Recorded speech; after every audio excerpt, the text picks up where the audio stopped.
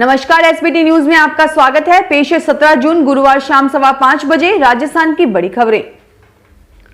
मुख्यमंत्री अशोक गहलोत ने कहा कि कोरोना के म्यूटेंट बदलते जा रहे हैं। डेल्टा वेरिएंट ने दूसरी लहर में मृत्यु दर बढ़ा दी, यह बहुत घातक था।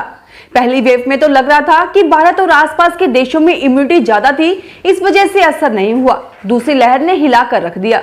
दिल्ली में जयपुर गोल्डन अस्पताल में ऑक्सीजन खत्म होने से 26 लोग मर गए। एक बार तो मैं जयपुर का नाम सुनकर ही हिल गया था। कोरोना बहरूपिया की तरह रूप बदलता है। तीसरी लहर आएगी या नहीं, किसी को नहीं पता। दूसरी लहर भी अचानक आई थी। कह रहे हैं कि तीसरी लहर बच्चों को प्रभावित करेगी। राजस्थान में आज मौसम के दो अलग अलग रूप देखने को मिल रहे हैं। गर्मी से तप रहे पश्चिमी राजस्थान के जैसलमेर, बाड़मेर, बीकानेर में आज राहत की बारिश हुई। इन जिलों में आज सुबह से बादल छाए रहे और उसके बाद तेज बारिश हुई। वहीं पूर्वी राजस्थान के जयपुर, भरतपुर, अलवर, नागौर, सीकर क्षेत्र में तेज गर्मी और उमस ने लोगों के पसीने छुड़ा दिए। बीसलपुर बांध के मानसून सक्रिय होने से पहले की जाने वाली सभी तैयारियां पूरी कर ली गई हैं। गेटों की ऑयल ग्रेसिंग समेत मेंटेनेंस का कार्य भी पूरा कर लिया गया है। साथ ही बारिश के दिनों में बांध को लेकर कनेक्टिविटी में किसी भी तरह की बाधा नहीं आए, इसके लिए बांध पर वायरलेस स्टेशन स्थापित कर लिया गया है।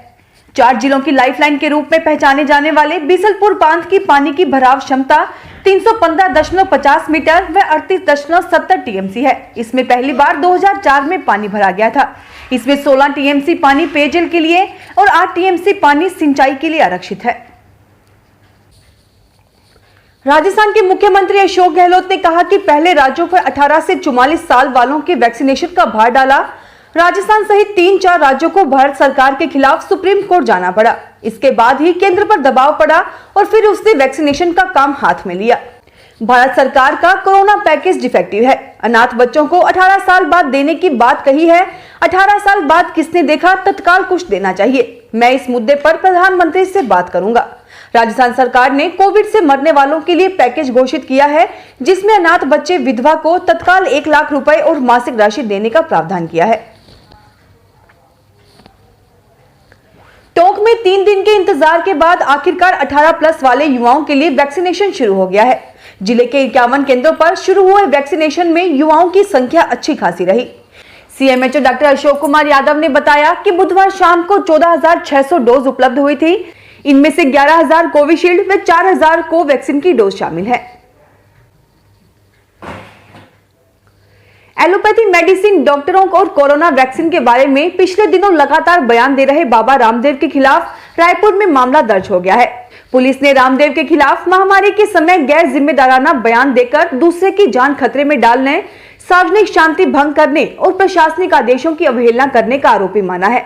इसके साथ ही पुलिस ने उनके बयानों को भ्रामक भी माना है। पुलिस अधिकारियों का कहना है कि इस मामले में पुलिस बाबा के बयान का इंतजार कर कोर्ट में चालान भी पेश कर सकती है और उनकी गिरफ्तारी के लिए वारंट भी निकाल सकती है। दोनों ऑप्शन पुलिस के पास हैं। Indian medical association hospital board के अध्यक्ष डॉक्टर राकेश गुप्ता की शिकायत के आधार पर सिविल लाइंस थाने में यह एफआईआर बुधवार रात 9:45 पर दर्ज की गई है। संसाधनों की कमी से जूझ रही कोटा नगर निगम की रेस्क्यू टीम इस बार मानसून के दस्तक देने से पहले ही हाईटेक हो गई है। स्मार्ट सिटी प्रोजेक्ट और यूडीएच मंत्री शांति धारीवाल के प्रयासों से कोटा की अग्निशमन बेड़े को 10 करोड़ रुपए की कीमत के नए उपकरण उपलब्ध कराए जा रहे हैं। इनमें से 8 करोड़ के उपकरण आ गए हैं, जबकि 2 करोड़ के उपकरण और खरीदे जाएंगे। राजस्थान में समर्थन मूल्य पर चना की खरीद के लिए पंजीयन सीमा को 10% तक बढ़ाया गया है, जिसका फायदा 20,396 किसानों को मिलेगा। सहकारिता मंत्री उदयलाल आंजना ने कहा कि समर्थन मूल्य पर 29 जून तक की जा रही चना खरीद के लिए पंजीयन सीमा को 10% तक बढ़ाया गया है। किसान 674 क्रय केंद्रों पर चने की बिक्री के लिए क्रय केंद्र या ई मित्र केंद्र पर 20 जून तक पंजीयन करा सकते हैं। उन्होंने कहा कि इस निर्णय से राज्य के 20,396 किसानों को फायदा मिलेगा। गहलोत सरकार की अहम योजना जन आधार कार्ड बनाने के मामले में सरकार ने अहम फैसला लिया है।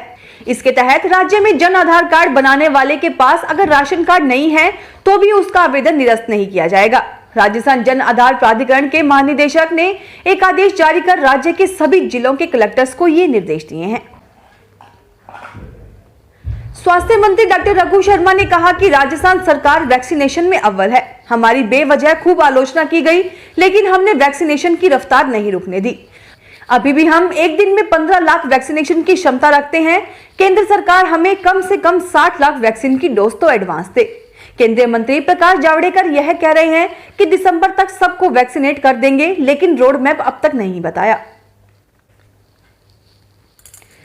उत्तर प्रदेश विधानसभा चुनाव में जाने से पहले अब आरएसएस और बीजेपी का पूरा फोकस सरकार और संगठन के बीच समन्वय स्थापित करना है।